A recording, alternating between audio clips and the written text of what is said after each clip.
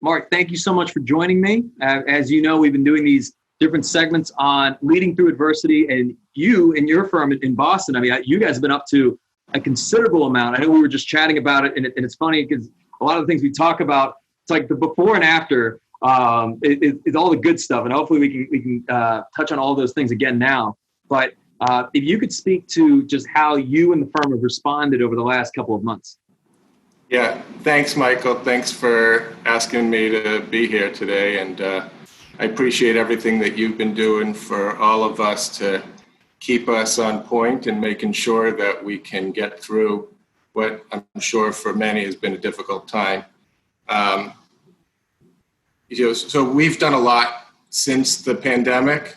We were blessed to have had a really successful fourth quarter and first quarter before the pandemic. And so we were in a position where, thankfully, when the world seemed to be falling apart, I felt as if we were in a good position to, keep everybody employed and move the ball forward in the direction that we never have time to when the world is at its fastest pace. So we worked really hard to get our entire team virtual. We implemented a lot of steps, many of which I helped to learn from Audrey in the Crisp Elite, as well as from a lot of the webinars that you've been sponsoring about best practices for how to move the firm forward. And those have really made our working environment for our firm on a virtual level to be up to speed, if not ahead of where I feel like we are when we're back in the office. And you were just saying that, you're back to 80% capacity. And I'm thinking about how successful we've been in a virtual world that I'm almost kind of afraid to go back because we've been working so effectively virtually that, I wonder we'll have to readjust then. But I certainly will give a lot more opportunity to our team to work virtually in the future. Yeah. So I know one of the things you guys did very early on, you kind of looked at the standpoint of like the country facing, the different types of crises, and then how the firm could support and really, impact not just your community, but your team as well. I guess if you could talk me through that, that methodology. Yeah. So it didn't take me very long to realize that our world was going to be different for a period of time, and that we needed to adjust with the world. And so what I wanted to do was to understand that, I'm in the business as a personal injury lawyer of, taking my clients who, no fault of their own, their whole life has been turned upside down, and trying to bring them some justice and trying to make sure that when I talk to juries that they understand the import of them holding defendants accountable and making our community safer. So I looked at, that being what I do for a living and what I truly believe in. And I said, how can I take the opportunity right now to communicate what we all know is so important to us as a firm to the public? And I'll be honest, we were really behind on our social media and our marketing. And I was always of the opinion from the time that I started, I wanted to be the best lawyer, and understood that I didn't want to be the best known lawyer until I felt confident that I could back it up. So luckily, I got to a point in my career where I understood that, I had the skill set, and we had the staff, and we had the team together that we could put a great product forward, and we could be the best law firm we could be. But I wanted to make sure that I upped my game with regard to, communicating that. And so we took all of our social media channels, and I identified that there's really, kind of like 5 major problems that are underlying this pandemic and the medical crisis that we all are experiencing. And that all of my clients on one level or another are worried about. And I think that the most effective way to communicate is to find out what my clients or what my listeners care about, and then give them information and assistance as it relates to that. So I know that we were suffering a medical crisis. My girlfriend is in education. She's a teacher, and I truly believe we were suffering an education crisis with everybody now remote learning, and especially if you look at some of the inner city schools, they don't have access to technology at home, and then there's those kids who also have learning disabilities and don't learn well in that environment. And so we had an education crisis, we have a food crisis, we have an economic crisis, we have a small business crisis, and then as it relates to my profession, we have an access to justice crisis, because the courts, at least in Massachusetts, were virtually at a standstill because we hadn't really been prepared as a state for the technological needs to work in a remote environment. So we figured, how can I and we as a team start to address each of those crises on one level or another and try to give back to our community. And knowing that we had felt blessed by the last 6 months, and financially I felt we were in a good place, that I felt like it was an opportune time for us to start to give back, not only of ourselves emotionally and physically and our time, but also financially, to try to help others who were so negatively impacted by this crisis. So we created kind of social media campaigns and initiatives that would address each of those different crises that we were dealing with. So let me ask you, in terms of all of these, which one do you feel has made the greatest impact? Yeah, I don't know that. I think it's still working. It's a work in progress, right? And the more you give, the more you get back in return. So I feel like the more I've been giving, the more rewarding it's been, the more it stimulates me to do more. So I think we've made an impact in all of them as it relates to, we start off in the education crisis. I went ahead and supported a low-income community and bought 30 laptops and a laptop card so that every student in that, school system could hopefully get access to education remotely, when I knew that a lot of kids just weren't even online and they weren't able to get the curriculum, when their parents must have been going crazy trying to figure out what to do. And then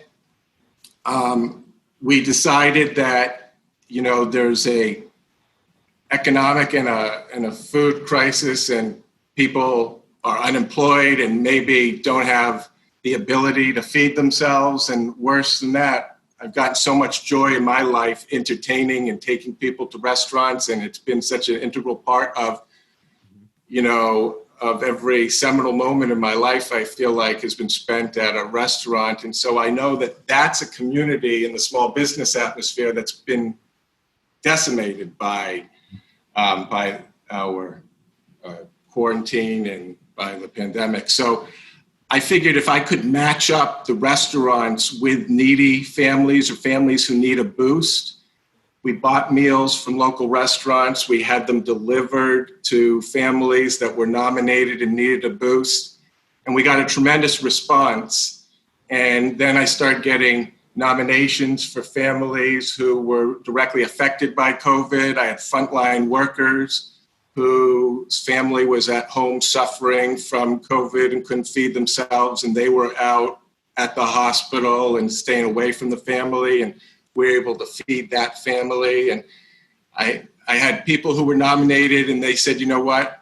They were amazing people. They said, my family is in great shape, but it's my team of nurses that I go to work with every night that they have been struggling because they've been getting up every night and going back to work and not seeing their own family and helping patients.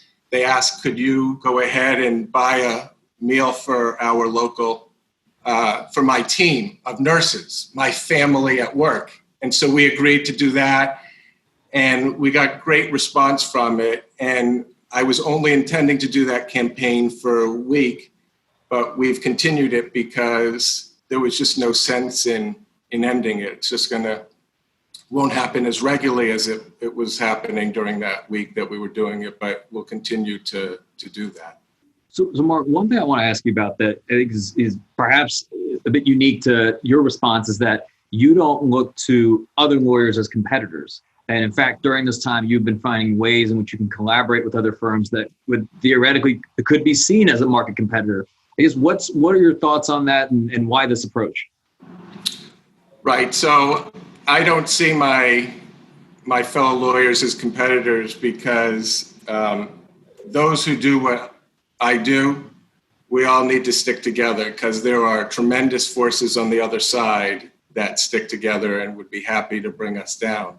Mm-hmm. So I got into doing trial consulting work for a lot of my colleagues several years ago.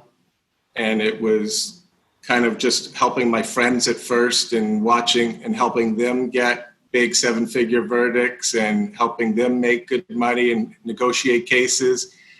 And eventually I realized that the better I make them, the more it helps me, not only with my reputation in the community, but it also helps me because now when I go to battle against the insurance company or against a corporate defendant, the numbers are better. The results are out there. We've together collaborated to figure out ways to beat Goliath, so to speak.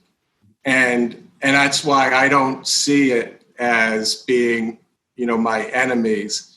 We only compete on one level, and that's who's going to get the case. And once the case has been obtained, we're all in it together. We all have to work towards the same end goal because we all have the same common enemy. And we all know that, conduct rewarded is conduct repeated. And if we allow the defendants to get away with it, to pay less than the full value of cases, if one of my colleagues in my community takes a short settlement, then the defendant and the corporate insurance companies, they're going to be emboldened to do it again and again and again, and we're all going to suffer. So my goal is to raise everybody up rather than to, just be at the top and let everybody fail around me. I'd rather see us all succeed. How's that been working out? This type of mindset. How's that mindset been working out? Yeah. Great. It's been better than I could imagine. So it's part of why I had such success in the last 6 months. So much of my collaboration with other lawyers, they've brought me into some great cases where we could do really great work and make a real difference for individual clients, but also, I believe, for the community as a whole. And so that has already started to generate success for me from my colleagues, and I've been able to get a lot of great referrals, or they bring me in to work on cases and my team to work on cases with them. But beyond that, I know it helps the clients, and then it makes me a better lawyer when I deal with my own clients as well. So it's been great. Excellent. And Marc, as we close out, what's been the biggest lesson that you've learned over the past several months? There's so many. I'm sure I couldn't pinpoint just one, but I would say that, when times are tougher, we can either kind of curl up and wait for it to all, pass, or we can kind of pick ourselves up by the bootstraps and look at the blessings that we do have and figure out how, there's always somebody who's in a worse position. There's always somebody who needs our help more, and we can give back. My mom had always said that, I always complained about the clothing I had until I saw the kid who had no shoes. Mm. And, as you live in a world where that as much as you don't have, there's probably so much more that you do have, and you can give back to others and bring everybody up with you, that it's a good thing. Excellent. Well, Marc, this has been, I commend you first and foremost for just the abundance mindset that you have, and, the amount of things that you guys are doing. It's absolutely incredible. Do you believe that you'll maintain these types of habits even coming out of COVID? Definitely.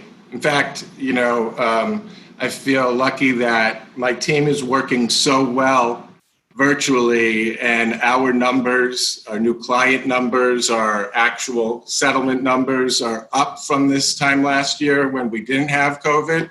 Mm-hmm. That, I want to make it a greater initiative to continue this. We start a web series. I have a doctor on my staff who's also a lawyer, and he's going to continue to write blogs to the community, and we've gotten great feedback from it. So anything we can continue to do, ask me again in 6 months when the courts reopen for good, but that's my goal, and that's my intention. Man, good for you. Good for you. Well, thank you very much. I appreciate your time and for sharing these insights with us. Thank you, Michael. Thanks for everything you guys are doing for us. Excellent. Excellent. Thank you, Marc.